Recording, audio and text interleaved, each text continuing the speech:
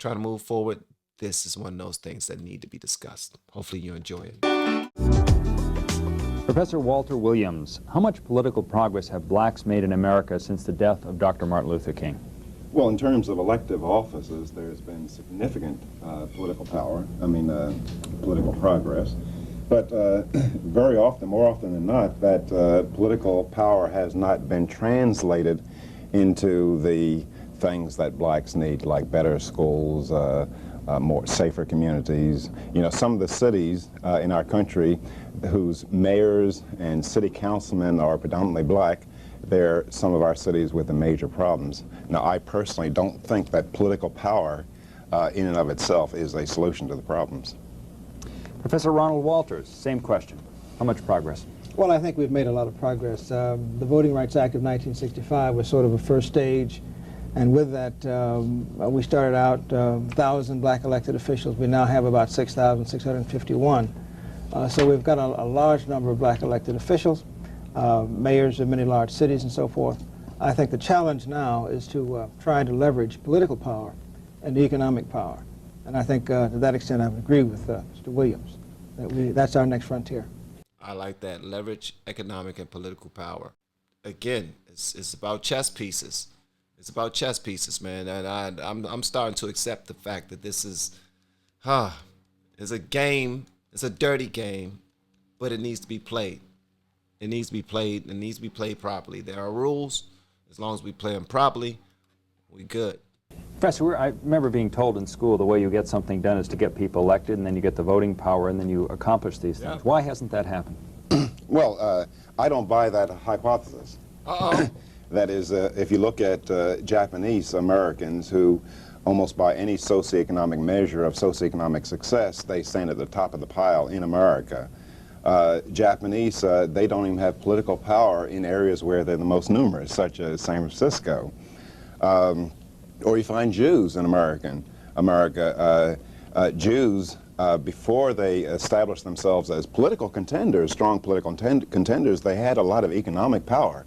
Now, on the other hand, if you look at some of the white ethnics, namely the Irish established themselves politically in many of our cities. They ran the machines, but the Irish were the slowest rising among the ethnic groups. So I don't buy the proposition that in order to get economic power, a first-order condition is to get political power. Wow. Okay. Thank you. All right, Walter Williams, I'm listening, bro. I'm listening. I'm learning. Thank you, man. I'm glad he took this position because I'm listening intently because I want to hear exactly why he believed that this is not even a game that you should have to play in order to move forward. For there to be upward mobility, this step isn't necessary. To get economic power, I like this. A first-order condition is to get political power. It may be the reverse. Wow. So let's talk about economic progress. Okay. Professor? Well, I think the economic progress of blacks has been phenomenal. I would say progress in general among blacks. I think blacks are the only oppressed people in history that have accomplished so much over some of the highest barriers in such a short period of time. That is, if you could resurrect slaves, they would find that the grandchildren, great-great-grandchildren and granddaughters are mayors of the world's largest cities. If you considered, if you looked at black income each year and you added it up and just considered black people as a nation, black people would be the 9th richest nation on the face of this earth. Which is not saying that there are many, many problems that remain, but black people have made phenomenal progress. No question. Economic. Yes, no question about it. When you look at, for example, even the harshest period of our subjugation in this country at the turn of the century, it was also the fastest period of black capital formation. So from a people who W.E.B. Du Bois said a long time ago came into their citizenship naked and penniless, what we have today is a people who have pretty much by their own, the dint of their own sweat, have achieved a tremendous status in this country. Slavery and discrimination in America, that is history. Nothing can be done about it. And I believe in that sense he's right that we need not focus all of our energies on it. Moreover, I would argue that the discrimination, the problems that black people face today For the most part, have very, very little to do with the heritage of slavery, with the heritage of discrimination in our country. You know, in 1925 in Harlem, 85% of black kids lived in two-parent families. Today in Harlem, maybe you'll find 30% if you're lucky. Really? And now that's news to me. Wow, 1925 in Harlem? Great majority of the people was in two-parent households? Wow. Okay. Black kids live in two-parent families. Today in Harlem, maybe you'll find 30% if you're lucky. Wow. Now, this great change can't be attributed to slavery. It can't be attributed to racial discrimination.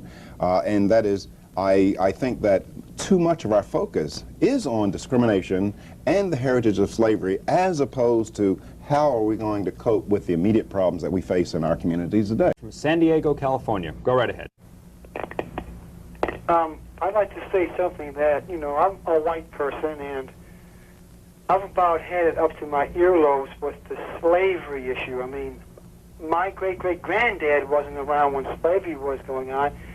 I believe that in order for people to get together and organize themselves as a functioning unit, why don't they quit talking about the slavery? I mean, that goes back to Abraham Lincoln. We're almost beyond Ronald Reagan. We're entering the year 2000. Are they going to continue to use the slavery issue forever? The Africans themselves were the first ones who initiated slavery. The white Europeans couldn't have got slaves unless the blacks were complicitous in this effort.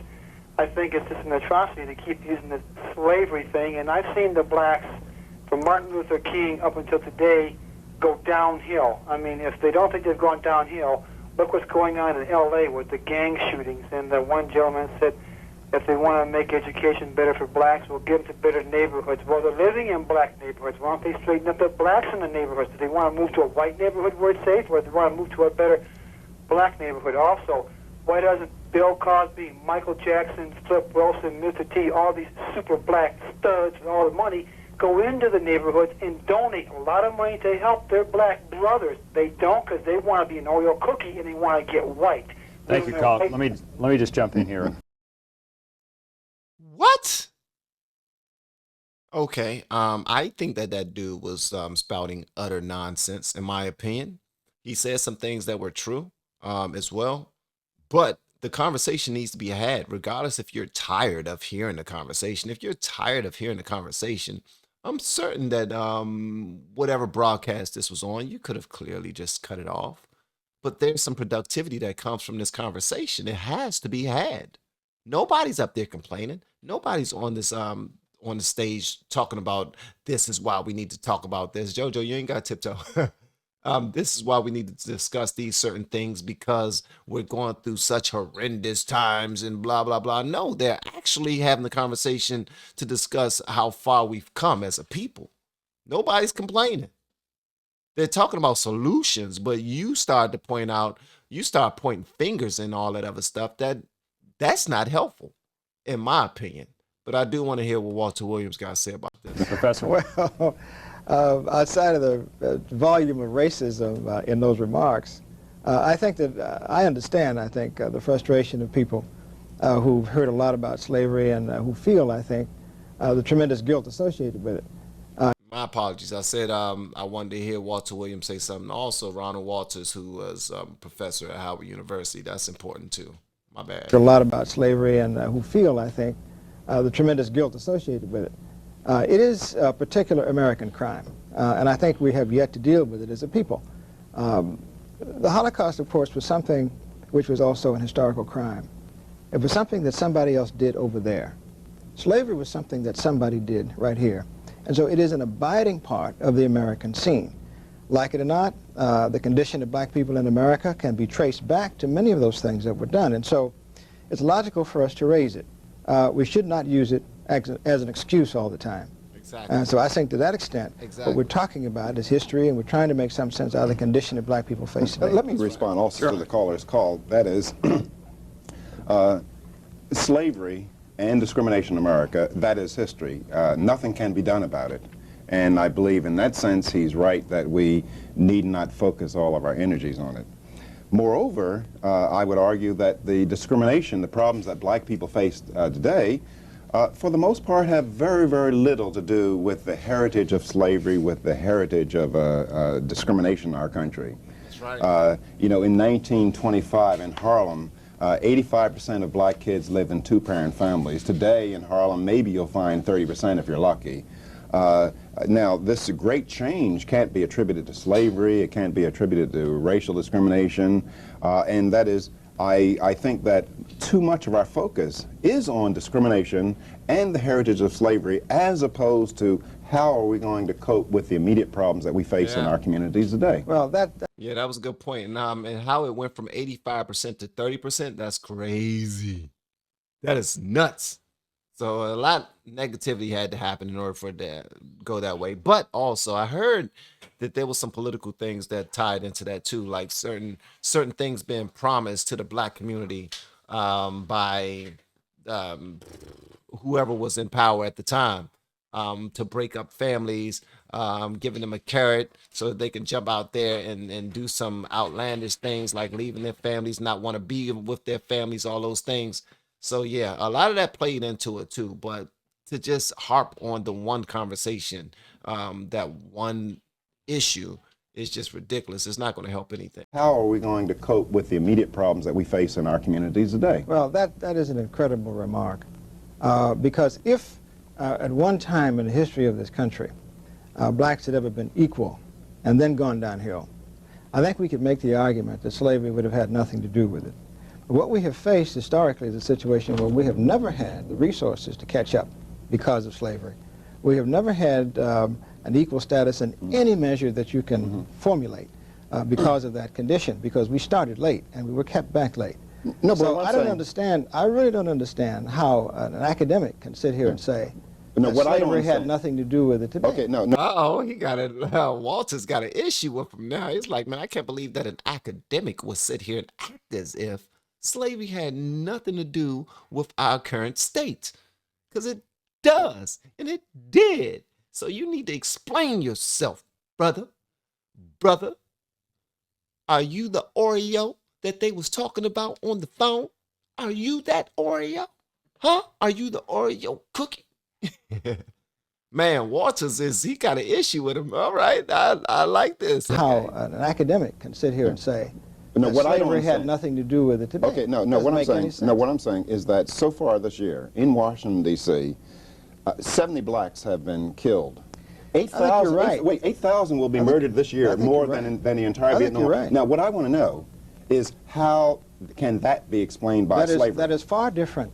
That That's what I'm particular saying. cause is far different than saying that we can blame everything on slavery. I don't think anybody, any responsible Mm-hmm. academic who uses slavery as a basis can blame everything on it. But I'd be interested in finding out what we can blame on slavery.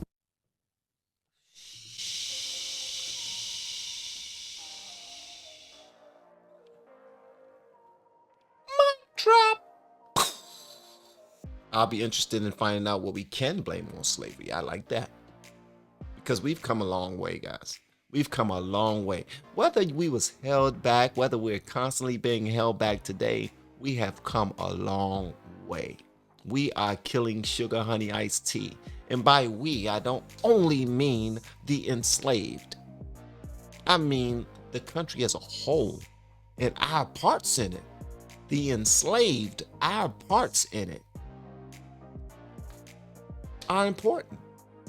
We've come a long way. At what point will we start to discuss that? Will we accept that? That we are killing stuff. We are doing a great damn job. So I like what Walter Williams said at the end. He was like, I just want to know what we can blame on slavery. Because when I try to just let, oh, you want to discuss, you throwing shots at me, huh? Well, how about this? Slavery had nothing to do with all them black people who was just now killed by our own black people.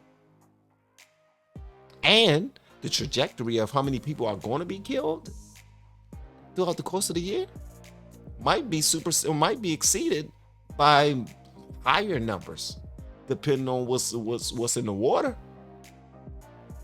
So at some point, man, we gotta take some accountability. I like that. This conversation was good. I want to hear what you all have to say about this in the comments below.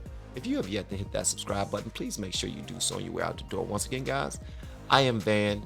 Now we are all the LFR family, and I look forward to seeing you on the next video, hopefully inside of the Patreon as well. Thank you so much for walking with me on this journey. I appreciate it, man. It means the world to me.